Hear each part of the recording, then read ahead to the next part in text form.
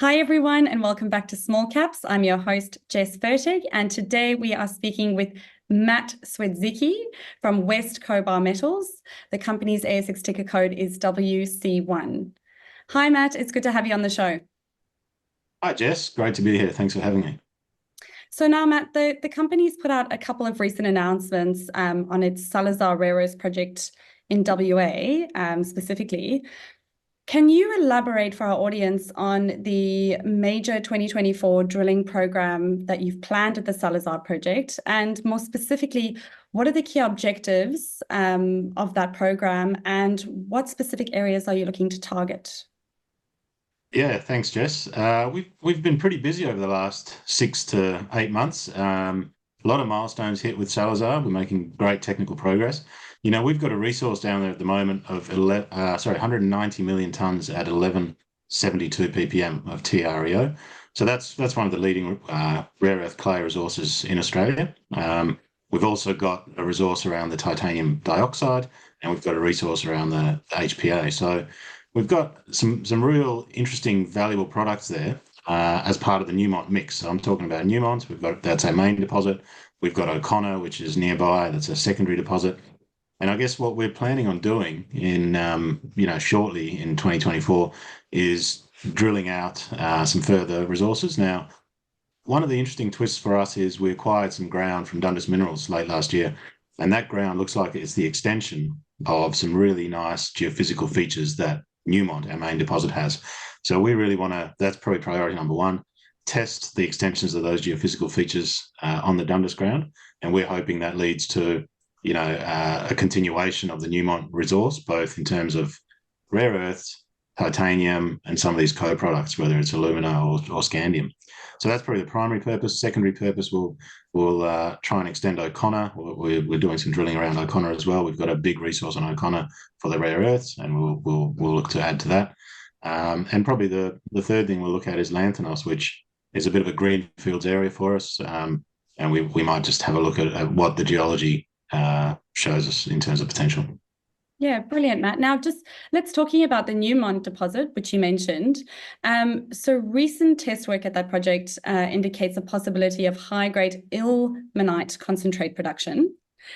How does this discovery impact your overall development strategy for Salazar? It's a very interesting result with the ilmenite, Jess. We're basically evaluating from a point of view of a co-product, and really that's what we've run. The test work we've run shows a simple process to get from basically the titanium dioxide that we dig up out of the ground through a magnetic separator and get it into a commercial grade concentrate. So that's sort of the initial test work focus, and we managed to show we can do that reasonably cheaply and easily, which is quite exciting for us because all of a sudden it means we have a potential additional revenue stream for the project. So, rare earths is the fundamental piece, but, does the titanium form a secondary revenue? And that's become a little bit of the focus now, just because of how attractive the titanium story can be.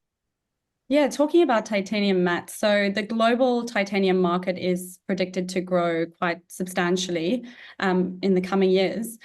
How is West Cobar positioning itself to capitalize on this growing demand? And what specific applications is the company targeting for its potential ilmenite concentrate? Yeah, so the titanium market is global, and it's spread out around the world. You've got demand from all sorts of areas, including the US and Europe.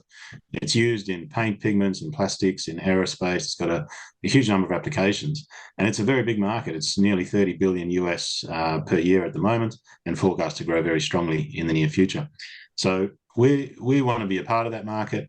Our product through the mineralogy has shown itself to be ilmenite and altered ilmenite. So altered ilmenite is a higher grade version of the ilmenite. So it looks like we've got a combination of the two, which should lead us to a nice, valuable product through the concentrate process.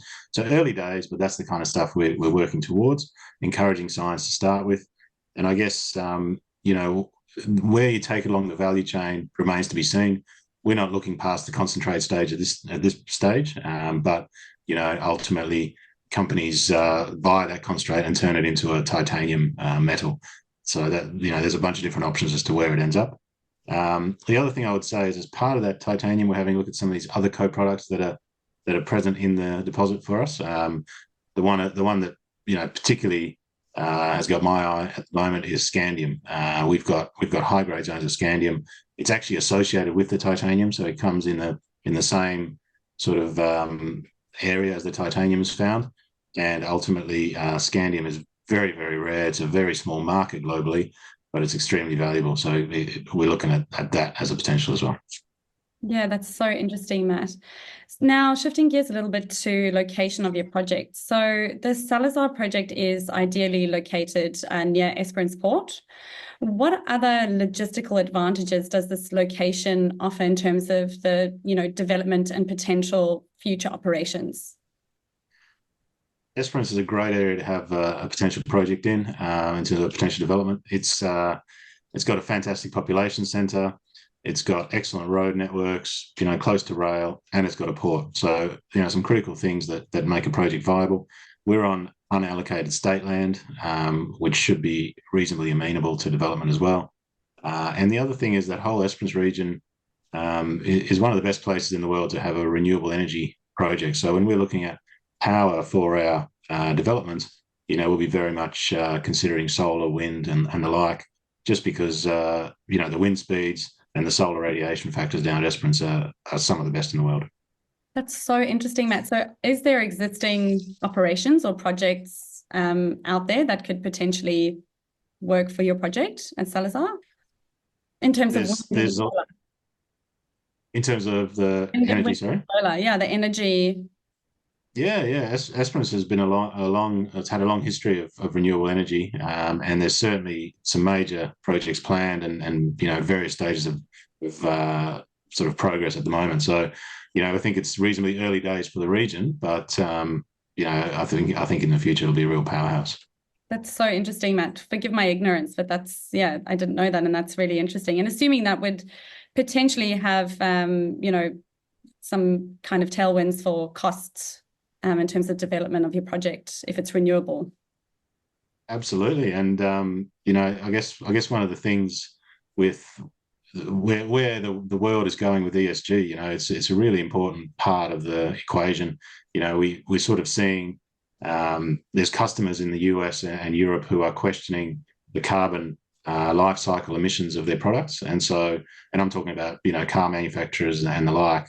So if they're looking at magnets, for example, if we have a product that's ultimately carbon neutral in terms of production because we're getting our power from wind and solar, that's a big advantage in terms of potential premium pricing and potential premium interest from customers. So very early days, but all I wanted to flag is it's a good region to be in from that point of view.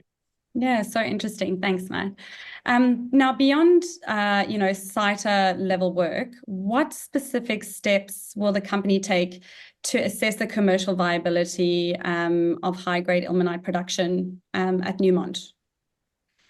Yeah, the initial tests that we've recently released to the market were really a threshold test, just to see if the ilmenite that we have looked like it had commercial value. And very happy to say those tests passed with flying colours. We've got really nice upgradability of the ilmenite concentrate, and we've worked out the mineralogy is favourable as well. So now it's leading on to a series of follow-on steps to further drill into what we can do with the ilmenite, what's the variability across the deposit, and basically look at how we can extract maximum value from that potential stream. But the important part of all that is we're looking at the project holistically, because we've now got a whole lot of data on the rare earths and how they react through the MET testing.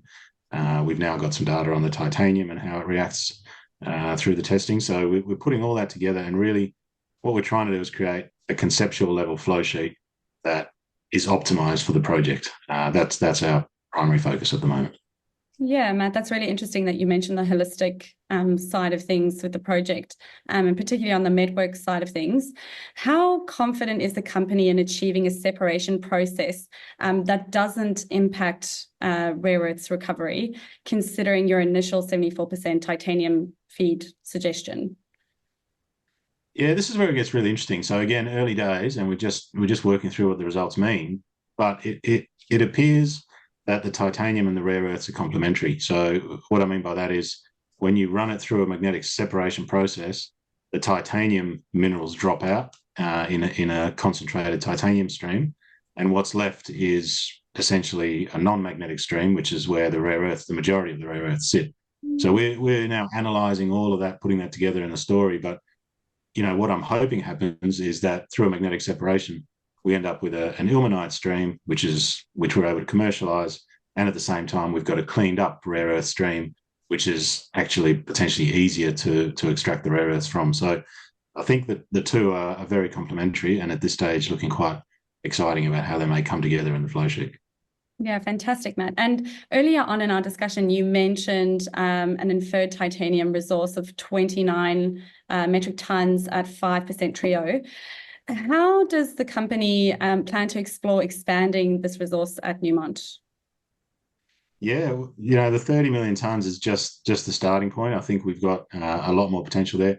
A couple of weeks ago, we put out an exploration target revised across our projects, and we've got a number in there of about 100 to 150 million tons of the titanium dioxide. So it's getting quite decent scale. That was on top of the rare earth exploration target, which is close to 1 billion tons, well over 1,000 ppm. So we're certainly not short of scale in that area. We've got 1,172 square kilometres of area, and we've got geophysics over a lot of that area, and we can see where we want to go in terms of drilling out and adding resources. And I think the obvious place for us to look for additional titanium dioxide resources is in the Newmont extension in the Dundas ground, which we acquired recently, and that's part of that initial focus that I talked about for the drilling to come this year. Yeah, brilliant, Matt. And so you've probably answered a bit of my next question, talking about resource upgrades and expansion. But what are the next steps in terms of the development pathway for West Cobar?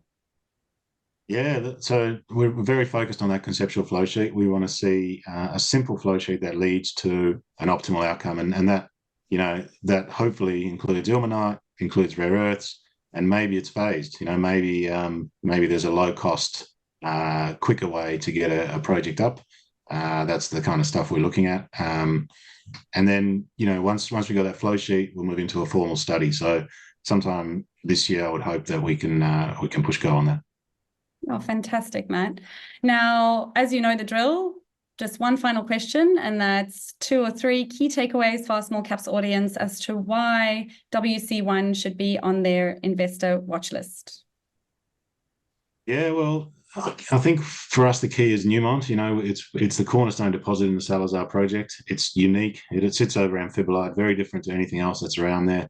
It's got enriched mineralization with titanium, scandium, alumina. There's a whole bunch of high value products in there. The rare earths is high grade. It's got a high proportion of heavies, very low radioactivity content. It ticks a lot of the boxes. So I think it's a fantastic resource. It's a big number. And really, we're working hard to show a path to commercialization. I think when that happens, we'll be working towards a fairer reflection of the value. We're sitting at the moment on a tiny market cap. We've been beaten down with the sentiment. And I think maybe, also we're just starting to get our heads around what this deposit could do. And as we start to get that message out, I think, the potential's there. We're sitting at about 6 mil market cap. So, when you look at a project that's got 190 million tons in the rare earth resource, plus the titanium dioxide, plus the other co-products, the challenge for us is to build that value up. And I think that's what Newmont is really allowing us to do going forward. Yeah, well done, Matt. I mean, yeah, the share price certainly isn't reflective of the news flow that's coming out of the company. That is for sure, but you're not alone, as we discussed earlier on before we had this chat. But Matt, thank you so much for coming back on the show. It's always so appreciated, you sharing the updates of the company. And yeah, really looking forward to keep watching the stock and seeing what other news flow you guys have coming out next. Great. Thanks very much, Jess. Thanks for your time.